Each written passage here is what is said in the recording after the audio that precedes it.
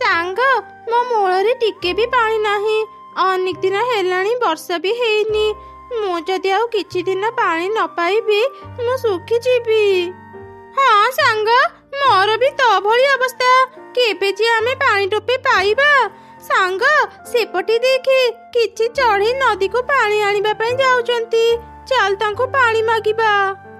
ଆରେ ପକ୍ଷୀମାନେ, ଟିକେ ଆମ କଥା ଶୁଣି ଯାଅ, ଆମ ପାଖକୁ ଆସ। କିଏ କିଏ ଆମକୁ ଡାକିଲା? ଏଠି ତ କେହି ବି ନାହାନ୍ତି। କାଉ ଭଉଣୀ, ମୁଁ ବି ତ ଏଠି କାହାକୁ ଦେଖୁନି। ନିଶ୍ଚୟ ଆମେ ଭୁଲ ଶୁଣିଥିବା। ନା ନା, ତମେ ମାନେ ଭୁଲ ଶୁଣିନ। ଆମେ ଅମୃତଭଣ୍ଡା ଗଛ ତମମାନଙ୍କୁ ଡାକୁଥିଲୁ। କଣ ହେଲା? ତମେ ମାନେ ଅମୃତଭଣ୍ଡା ଗଛ ଏଇ କଥା କହୁଛ? ତା ମାନେ ତମେ ମାନେ ନିଶ୍ଚୟ ଯାଦୁର ହେଇଥିବ। ଆଚ୍ଛା, ତମେ ମାନେ ନିଜ ଯାଦୁ ଶକ୍ତିରେ ସବୁ କିଛି କରିପାରୁଥିବ ନା? ହଁ, ଆମେ ମାନେ ଯାଦୁର, କିନ୍ତୁ ଆମ ପାଖରେ ଯାଦୁ ଶକ୍ତି ନାହିଁ। ଆମେ ଅନେକ ଦିନରୁ ପାଣି ନ ପାଇବାରୁ ଶୁଖି ଶୁଖି ଗଲୁଣି। ଆମକୁ ତମେ ମାନେ ଟିକେ ସାହାଯ୍ୟ କର, ଆମ ମୂଳରେ ପାଣି ଦିଅ। କଣ ହେଲା? ତମ ମାନଙ୍କ ପାଖରେ ଯାଦୁ ଶକ୍ତି ନାହିଁ? ତାହେଲେ ତମ ମାନଙ୍କୁ ସାହାଯ୍ୟ କରି ଆମର କଣ ଲାଭ ହେବ? ଆଜି ସିନା ଆମେ ତୁମ କାମରେ ଆସୁନୁ, କିନ୍ତୁ ଭବିଷ୍ୟତରେ ଆମେ ବଡ଼ ହେଲେ ତୁମ କାମରେ ଆସିବୁ। ତମେ ମାନେ ଯେତେବେଳେ ବଡ଼ ହେବ ଆମେ ବୋଧେ ଜଙ୍ଗଲରେ ନଥିବୁ। ତମେ ମାନେ ମର କି ବଞ୍ଚ, ଆମେ ତମ ମାନଙ୍କୁ ସାହାଯ୍ୟ କରିପାରିବୁନି। ଏମିତି କହି ସେମାନେ ସେଠାରୁ ଚାଲିଗଲେ। ଦୁଇ ଅମୃତଭଣ୍ଡା ଗଛ ଯାହାକୁ ବି ସାହାଯ୍ୟ ମାଗୁଥିଲେ, କେହି ବି ତାଙ୍କୁ ସାହାଯ୍ୟ କରୁନଥିଲେ। ଏମିତି ସେଦିନ ବିତିଗଲା। ଓଃ, ମତେ ଭାରି କଷ୍ଟ ହେଉଛି ସାଙ୍ଗ। ଲାଗୁଛି ମୁଁ ଏବେ ହିଁ ମରିଯିବି। ଏ ଜଙ୍ଗଲର ପକ୍ଷୀମାନେ ବହୁତ ଖରାପ। କେହି ବି ଆମକୁ ଟୋପେ ପାଣି ଦେଲେନି। ହଁ ସାଙ୍ଗ, ଠିକ କହିଲୁ। ଏମିତି ଖରାପ ଚଢ଼େଇଙ୍କ ଜଙ୍ଗଲରେ ରହିବା ଅପେକ୍ଷା ମରିଯିବା ବହୁତ ଭଲ।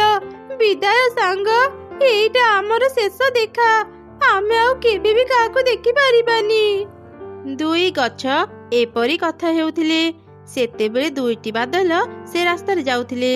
ସେମାନେ ଦୁଇ ଅମୃତଭଣ୍ଡା ଗଛଙ୍କର ସବୁ କଥା ଶୁଣିପାରିଲେ। ଆରେ ସାଙ୍ଗ, ଶୁଣିପାରିଲୁ? ଏ ଦୁଇ ଗଛ ପାଣି ଅଭାବରେ ମରିବାକୁ ଯାଉଛନ୍ତି। ଏବେ ଆମେ ଏଠାରେ ଅଛନ୍ତି, ଆମେ ତାଙ୍କୁ ସାହାଯ୍ୟ କରିବା ଉଚିତ। ହଁ ସାଙ୍ଗ, ତୁ ଠିକ କହିଲୁ।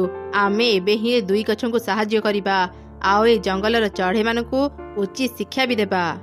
ହେଲେ କେମିତି ସାଙ୍ଗ? ମୋ ପାଖରେ ଗୋଟେ ଉପାୟ ଅଛି, ଶୁଣ। ଏମିତି ଦୁଇ ବାଦଲ ଏକ ଯୋଜନା ବନେଇଲେ, ଆଉ ଗଛମାନଙ୍କ ଉପରେ ବର୍ଷା କଲେ। ବର୍ଷା ପାଣି ଦୁଇ ଗଛଙ୍କ ଉପରେ ପଡ଼ିବାରୁ ଦୁଇ ଗଛ ସତେଜ ହେଇଗଲେ। ସାଙ୍ଗ, ଏତେ ଦିନ ପରେ ମୁଁ ପାଣି ପାଇଲି। ମତେ ଭାରି ସତେଜ ଲାଗୁଛି।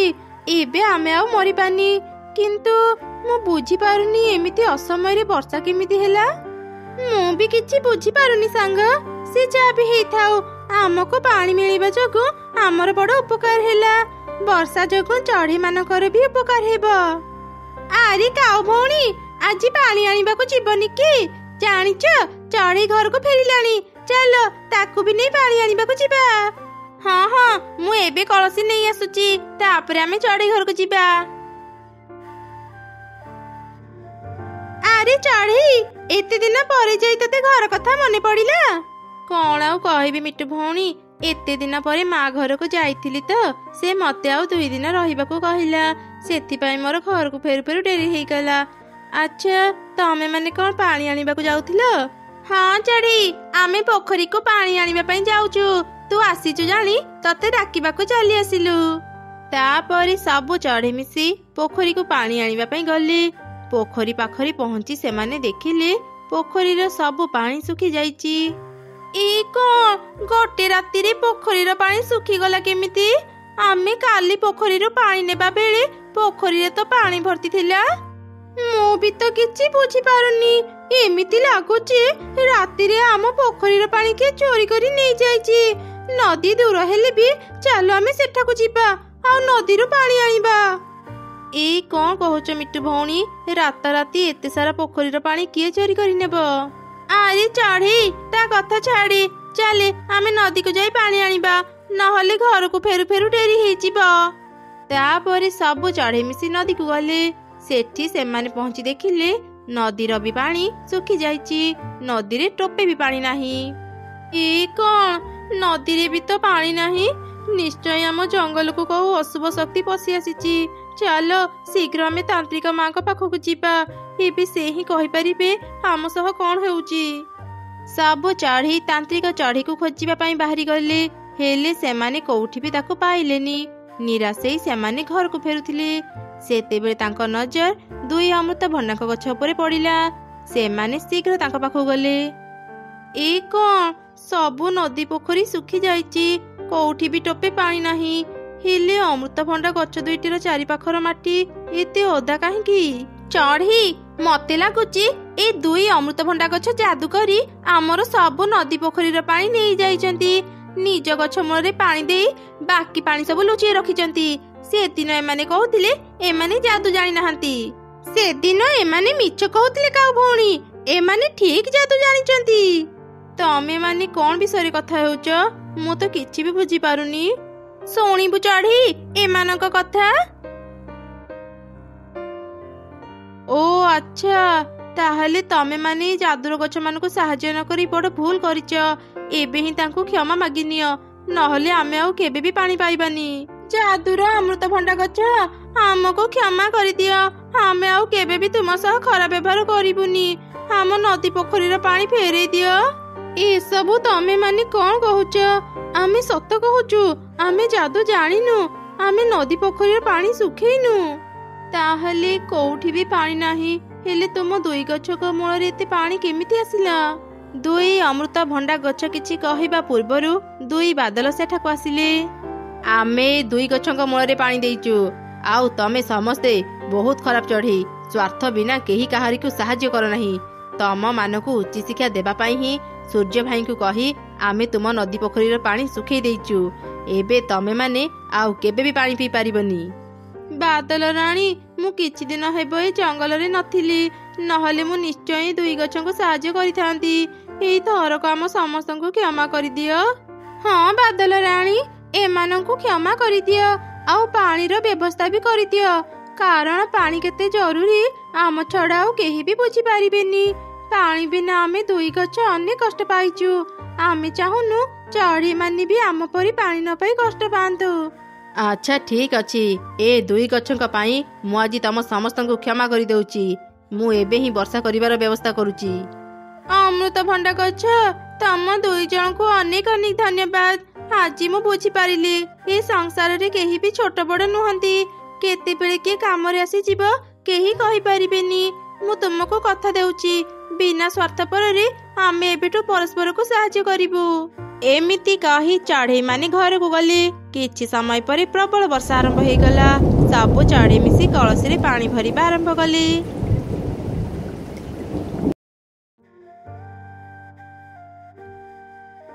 ଆରେ ରେନୁ, ମୁଁ ଏବେ କାମକୁ ଯାଉଛି।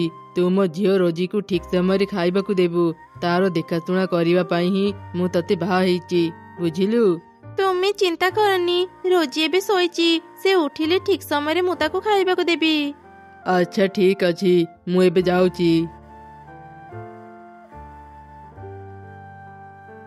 ମୋ ଦେହଟା ଆଜି ଜମା ଭଲ ଲାଗୁନି। ରୋଜି ଉଠିବା ଯାଏ ମୁଁ ଯାଇ ଟିକେ ଆରାମ କରୁଥାଏ।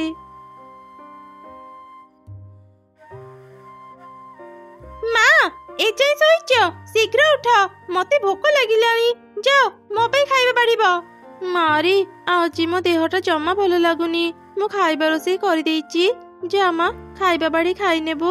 ମୁଁ ଆଜି ଫଳ ବିକ୍ରି କରିବାକୁ ବି ଯାଇପାରିବିନି। ଆଜି ଗୋଟେ ଦିନ ମୁଁ ଘରେ ରହି ଆରାମ କରେ।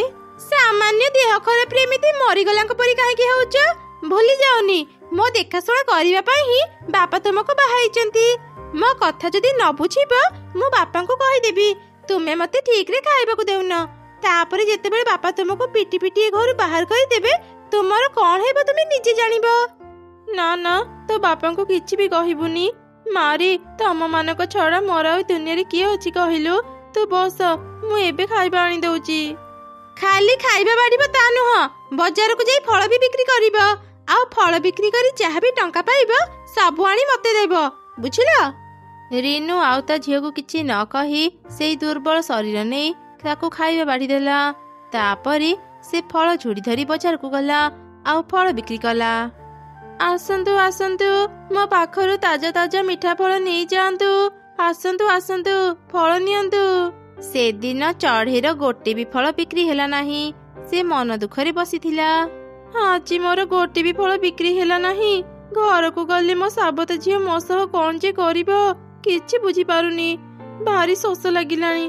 ଏଇ ତ ଆଗରେ ଗୋଟେ କୂଅ ଅଛି, ଯାଏ ଟିକେ ପାଣି ପିଇ ଆସେ, ତାପରେ ଘରକୁ ଯିବି। ଏମିତି କହି ଚଢ଼େଇ ପାଣି ପିଇବା ପାଇଁ କୂଅ ପାଖକୁ ଗଲା। ହଠାତ୍ ତାର ପାଦ ଖସି ସେ ସେଇ କୂଅ ଭିତରେ ପଡ଼ିଗଲା। ଆଉ ସେ ଏକ ନୂଆ ଦୁନିଆକୁ ଚାଲିଗଲା। ଆରେ କଣ, ମୁଁ ତ କୂଅରେ ପଡ଼ି ଯାଇଥିଲି। ଏ କେମିତିକା ଜାଗାକୁ ଚାଲି ଆସିଲି? ଚଢ଼େଇ ସେ ଜାଗାକୁ ଦେଖି ଆଶ୍ଚର୍ଯ୍ୟ ହେଉଥିଲା। ଠିକ୍ ସେହି ସମୟରେ କିଛି ଅଣ୍ଡା ତା ପାଖକୁ ଆସିଲେ। ଏଇ ଦେଖ ଗୋଟେ ଚଢ଼େଇ। ଏତେ ଦିନ ପରେ ମୁଁ ଆଜି ଗୋଟେ ଚଢ଼େଇକୁ ଦେଖୁଛି। ଏ କଣ, ତମେ ମାନେ ଅଣ୍ଡା ହେଇ କଥା କେମିତି କହୁଛ? ଆରେ ଚଢ଼େଇ, ଆମକୁ ଭୟ କରନି। ପ୍ରକୃତରେ ଆମେ ଅଣ୍ଡା ନୁହଁ, ଆମେ ସମସ୍ତେ ପରି। ଗୋଟେ ରାକ୍ଷସୀର ଅଭିଶାପ ପାଇଁ ଆମେ ଏମିତି ଅଣ୍ଡା ପାଲଟି ଯାଇଛୁ। ଦୟାକରି ଆମକୁ ସାହାଯ୍ୟ କର, ଆମକୁ ଏ ଅଭିଶାପରୁ ମୁକ୍ତ କର। ମୁଁ କେମିତି ତମମାନଙ୍କୁ ସାହାଯ୍ୟ କରିବି? ମୁଁ ତ ଗୋଟେ ସାଧାରଣ ଚଢ଼େଇ। ତୁମେ ପାରିବ ଚଢ଼େଇ। ଏଇ ଜାଗାର ନାଁ ହେଉଛି ମାୟାନଗରୀ। ଆମେ ସବୁ ପରି ଏଇଠି ରହୁ। ଗୋଟେ ଦିନ ଆମ ପରିମା ବାହାରକୁ ଯାଇଥିଲେ। ଠିକ୍ ସେହି ସମୟରେ ଗୋଟେ ରାକ୍ଷସୀ ଆମ ମାୟାନଗରୀ ନେବା ପାଇଁ ଆମ ଉପରେ ଆକ୍ରମଣ କଲା। ଆମେ ସବୁ ପରି ମିଶି ତା ସହ ଲଢ଼େଇ କଲୁ, ଆଉ ତାକୁ ମାରିଦେଲୁ। ମରିବା ପୂର୍ବରୁ ସେ ଆମକୁ ଅଭିଶାପ ଦେଇଗଲା। ତା ଅଭିଶାପ ଯୋଗୁଁ ଆମେ ସମସ୍ତେ ଅଣ୍ଡା ପାଲଟି ଗଲୁ। ଯେତେବେଳେ ଆମ ପରିମା ଆମ ପାଖକୁ ଆସିଲେ, ସେ ବି ଆମକୁ ଏ ଅଭିଶାପରୁ ମୁକ୍ତ କରିପାରିଲେନି।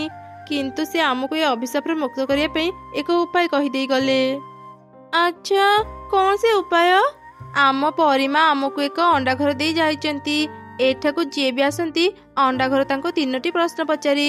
ଯିଏ ବି ଅଣ୍ଡା ଘରର ସଠିକ ଉତ୍ତର ଦେଇପାରିବ ସେ ଆମକୁ ଏ ଅଭିଶାପରୁ ମୁକ୍ତ କରିପାରିବ।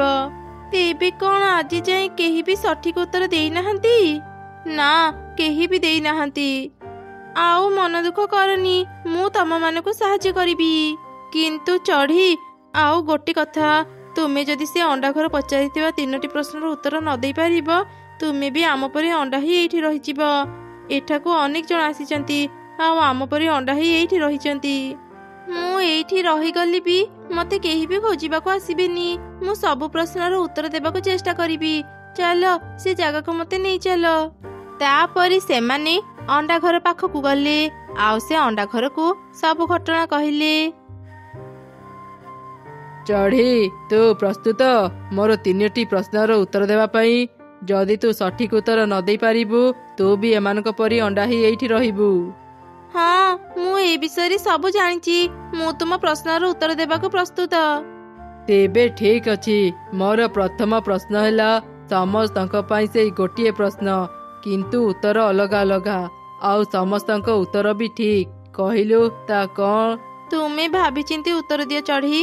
ଅଣ୍ଡା ଘର ତୁମକୁ ଆଉ ଦ୍ୱିତୀୟ ଥର ସୁଯୋଗ ଦେବନି। ପ୍ରଶ୍ନ ତ ଖୁବ ଜଟିଳ, କିନ୍ତୁ ମୁଁ ଉତ୍ତର ଦେବାକୁ ଚେଷ୍ଟା କରିବି। ସମସ୍ତଙ୍କ ପାଇଁ ପ୍ରଶ୍ନ ଗୋଟିଏ, କିନ୍ତୁ ଉତ୍ତର ଅଲଗା ଅଲଗା। କଣ ହେଇପାରେ? ଆରେ ହଁ, ନା, ତାର ଉତ୍ତର ଅଲଗା ହେଇଥାଏ। ସେ ପ୍ରଶ୍ନଟି ହେଉଛି, ତୁମ ନାଁ କଣ? ସଠିକ ଉତ୍ତର। ବାସ୍ ଚଢ଼େଇ, ତୁମେ ପାରିଦେଲ। ଏବେ ଖାଲି ଆଉ 2ଟି ପ୍ରଶ୍ନର ଉତ୍ତର ଦେବାକୁ ଚେଷ୍ଟା କର, ତାପରେ ଆମେମାନେ ମୁକ୍ତ ହେଇଯିବୁ। ଏବେ ମୋର ଦ୍ୱିତୀୟ ପ୍ରଶ୍ନ। ବାଘ ପରି ସେ ଡେଇଁପାରେ, କୁକୁର ଭଳି ସେ ବସିପାରେ, ପାଣିରେ ଛାଡ଼ିଦେଲେ ସୁଲ ପରି ଭାସେ। ଏବେ କହ ସେ କିଏ? କଣ ହେଇପାରେ ୟାର ଉତ୍ତର? ଡଙ୍ଗା? ନା ନା, ଡଙ୍ଗା ପାଣିରେ ଭାସେ, କିନ୍ତୁ ବାଘ ପରି ତ ଡେଇଁ ପାରେନି। ତାହେଲେ କଣ ସାପ? କିନ୍ତୁ ସାପ ତ କୁକୁର ପରି ବସି ପାରେନି। ଓହୋ, এই ପ୍ରଶ୍ନର ଉତ୍ତର କଣ ହେବ? ମୁଁ କିଛି ବୁଝିପାରୁନି। ମତେ କିଛି ସମୟ ଦିଅ, ତାପରେ ମୁଁ এই ପ୍ରଶ୍ନର ଉତ୍ତର ଦେବି। ଆଚ୍ଛା ଠିକ ଅଛି, ମୁଁ ତତେ 1 ଘଣ୍ଟାର ସମୟ ଦେଉଛି। ଆଚ୍ଛା ଶୁଣ, ମତେ କିଛି ପାଣି ଆଣିଦିଅ, ମତେ ଭାରି ଶୋଷ ଲାଗୁଛି। ଚଢ଼େଇ, ଆମେ ଅଣ୍ଡା ହେଲା ପରେ ଆମକୁ ଆଉ ଭୋକ ଶୋଷ ହେଉନି। ଆମ ପାଖରେ ଏବେ ପାଣି ନାହିଁ, କିନ୍ତୁ ହଁ, ପାଖରେ ଗୋଟେ ଝରଣା ଅଛି। ଆମ ସାଙ୍ଗରେ ସେଠାକୁ ଚାଲ, ତୁମେ ପାଣି ପିଇ ଚାଲି ଆସିବ। ତାପରେ ଚଢ଼େଇ ସେମାନଙ୍କ ସାଙ୍ଗରେ ଝରଣା ପାଖକୁ ଗଲା, ଆଉ ପାଣି ପିଇଲା। ସେତେବେଳେ ତାର ନଜର ଗୋଟେ ବେଙ୍ଗ ଉପରେ ପଡ଼ିଲା। ଚଢ଼େଇକୁ ତା ପ୍ରଶ୍ନର ଉତ୍ତର ମିଳିଗଲା। ମିଳିଗଲା, ମତେ ମୋ ପ୍ରଶ୍ନର ଉତ୍ତର ମିଳିଗଲା। ଚାଲ ଏବେ ସେ ଅଣ୍ଡା ଘର ପାଖକୁ ଯିବା। ଉତ୍ତର ଭାବିଲୁ ନା ଆଉ ସମୟ ନେବୁ? ହଁ ହଁ, ମତେ ଉତ୍ତର ମିଳିଗଲା। ତୁମ ପ୍ରଶ୍ନର ଉତ୍ତର ହେଉଛି ବେଙ୍ଗ। ବେଙ୍ଗ ବାଘ ପରି ଡେଇଁପାରେ, କୁକୁର ପରି ବସିପାରେ, ଆଉ ପାଣିରେ ସୁଲ ପରି ଭାସିପାରେ। ସଠିକ ଉତ୍ତର। ତୁ 2ଟି ପ୍ରଶ୍ନର ସଠିକ ଉତ୍ତର ଦେଲୁ। ଏବେ ତୋ ପାଇଁ ମୋର ଶେଷ ପ୍ରଶ୍ନ। ସେ ଦୌଡ଼େନି କି ରୁହେନି, ସବୁବେଳେ ଚାଲିଥାଏ। ସେ କାହାର ବି ନୁହଁ, ସେ ଏକା ହିଁ ସବୁ କିଛି। କହିଲୁ ସେ କିଏ? ଏଇ ପ୍ରଶ୍ନଟି କୋଉଠି ଶୁଣିଲା ପରି ମନେ ହେଉଛି। ଆରେ ହଁ, ମନେ ପଡ଼ିଲା। ଆରେ ମା, ମୁଁ ଆଜି ତତେ ଗୋଟେ ପ୍ରଶ୍ନ ପଚାରିବି, ତାର ଉତ୍ତର କହିବୁ। ସେ ଦୌଡ଼େନି କି ରୁହେନି, ସବୁବେଳେ ଚାଲିଥାଏ। ସେ କାହାର ବି ନୁହଁ, ସେ ଏକା ହିଁ ସବୁ କିଛି। କହିଲୁ ସେ କିଏ? ବାପା, ମୁଁ ଏ ପ୍ରଶ୍ନର ଉତ୍ତର ଜାଣିନି। ଏ ପ୍ରଶ୍ନର ଉତ୍ତର ହେଉଛି ସମୟ। ସମୟ କେବେ ବି ରୁହେନି, ସେ କାହାର ନୁହଁ। ସେଥିପାଇଁ ଠିକ ସମୟରେ ସବୁ କାମ କରିନେବା ଉଚିତ, ବୁଝିଲୁ? ଏ ପ୍ରଶ୍ନର ଉତ୍ତର ହେଲା ସମୟ। ଏକଦମ ଠିକ। ତୁ ମୋର ସବୁ ପ୍ରଶ୍ନର ଉତ୍ତର ସଠିକ ଦେଇଛୁ। ଏବେ ସମସ୍ତେ ମୁକ୍ତ। ତାପରେ ଅଣ୍ଡା ହେଇଥିବା ସବୁ ପରି ଆଉ ପଶୁ ପକ୍ଷୀ ମୁକ୍ତ ହେଇଗଲେ। ସମସ୍ତେ ଚଢ଼େଇକୁ ଧନ୍ୟବାଦ ଜଣାଇଲେ। ତୁମକୁ ଅନେକ ଅନେକ ଧନ୍ୟବାଦ ଚଢ଼େଇ। ତୁମ ପାଇଁ ଆଜି ଆମେ ସମସ୍ତେ ମୁକ୍ତ ହେଇପାରିଲୁ। ପରି, ଏବେ ତମେ ମାନେ ବିପଦ ମୁକ୍ତ। ମତେ ଏବେ ମୋ ଘରେ ପହଞ୍ଚେଇ ଦିଅ। ମୁଁ ଯଦି ଆଜି ଘରକୁ ନ ଫେରିବି, ମୋ ଝିଅ ମତେ ବହୁତ ପିଟିବ। ତୁମ ଝିଅ ତୁମକୁ ମାରିବ? ସେ କେମିତିକା ଝିଅ? ସେ ମୋର ନିଜ ଝିଅ ନୁହଁ, ସେ ମୋର ସାବତ ଝିଅ। ହେଲେ ଆଜି ଯାଏଁ ମୁଁ ତାକୁ ମୋ ନିଜ ଝିଅ ପରି ଦେଖାଶୁଣା କରିଛି। କିନ୍ତୁ ସେ ମତେ କେବେ ବି ତା ମା ଭାବିନି। ସେ ମତେ ଅନେକ ମାରେ, ବେଳେ ବେଳେ ତ ଖାଇବାକୁ ବି ଦିଏନି। ବୁଝିଗଲି ଚଢ଼େଇ, ତୁମେ ଭାରି ସରଳ। ସେଇ ସୁଯୋଗରେ ତୁମ ଝିଅ ତୁମ ଉପରେ ଅତ୍ୟାଚାର କରୁଛି। ଚିନ୍ତା କରିନି, ମୁଁ ତୁମକୁ ଗୋଟେ ଉପହାର ଦେବି। ସେଇ ଉପହାର ନେଇ ଏବେ ନିଜ ଘରକୁ ଯାଅ। ଏଇ ଯାଦୁର ରଙ୍ଗୀନ ଅଣ୍ଡା ଆଜିଠୁ ତୁମର। ତୁମେ ଯାହା ବି ଏ ଅଣ୍ଡାକୁ ମାଗିବ, ସେ ତୁମକୁ ସବୁ ଦେବ। ତୁମକୁ ଆଉ ଫଳ ବିକ୍ରି କରିବାକୁ ପଡ଼ିବନି। ତୁମକୁ ବହୁତ ବହୁତ ଧନ୍ୟବାଦ ପରି। ରଙ୍ଗୀନ ଅଣ୍ଡା ଏବେ ମତେ ମୋ ଘରେ ପହଞ୍ଚେଇ ଦିଅ।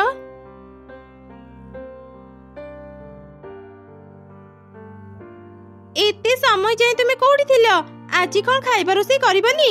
ଦିଅ ମତେ ଫଳ ବିକା ଟଙ୍କା ଦିଅ, ଆଉ ଯାଅ ଶୀଘ୍ର ଯାଇ ରୋଷେଇ କର। କଣ ମିଛ କଥା ଗୁଡା କହୁଛ? ମୁଁ ଜାଣେ କାମ ନ କରିବା ପାଇଁ ଏମିତି ବାହାନା କରୁଛ।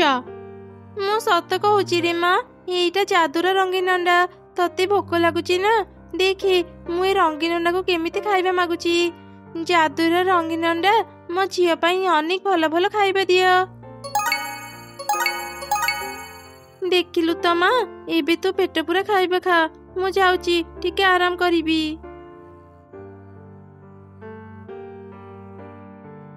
ମୋ ସାବତ ମାଙ୍କ ପାଖରେ ଯାଦୁର ଅଣ୍ଡା ଅଛି। ମୋର ସେ ଅଣ୍ଡା ଦରକାର। ଯେମିତି ବି ହେଉ ମୁଁ ତାଙ୍କ ପାଖରୁ ସେ ଅଣ୍ଡା ଆଣିକି ରହିବି। ଏମିତି ସେ ରାତି ହେବାକୁ ଅପେକ୍ଷା କଲା। ଆଉ ଅଧରାତିରେ ସେ ଚୁପ ଚୁପ ତା ସାବତ ମା ରୁମକୁ ଗଲା। ଆଉ ସେ ରଙ୍ଗୀନ ଅଣ୍ଡା ଚୋରି କରିବାକୁ ଚେଷ୍ଟା କଲା।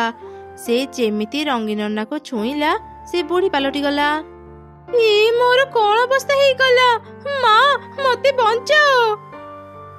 କଣ ରେ ମା, ତୋର ଏମିତି ଅବସ୍ଥା କେମିତି ହେଲା?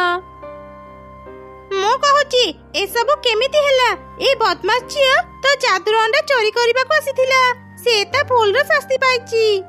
ମା, ମତେ କ୍ଷମା କରିଦିଅ। ମୁଁ ଲୋଭରେ ପଡି ଏଭଳି ଭୁଲ କରିଦେଲି। ଯାଦୁର ଅଣ୍ଡା, ଏଇ ଥରକ ମୋ ଝିଅକୁ କ୍ଷମା କରିଦିଅ। ମୁଁ ତାର ଏମିତି ଅବସ୍ଥା ଦେଖି ପାରିବିନି। ଯେତେ ହେଲେ ମୁଁ ତାକୁ ନିଜ ଝିଅ ପରି ପାଳିଛି। ଏମିତି ଶୁଣି ଯାଦୁର ଅଣ୍ଡା ରୋଜିକୁ ପୂର୍ବ ଭଳି କରିଦେଲା। ରୋଜି ନିଜ ଭୁଲ ବୁଝିପାରିଲା। ସେ ତାର ମାକୁ କ୍ଷମା ମାଗିଲା। ଆଉ କେବେ ବି ସେ ତାର ସାବତ ମା ସହ ଖରାପ ବ୍ୟବହାର କଲା ନାହିଁ।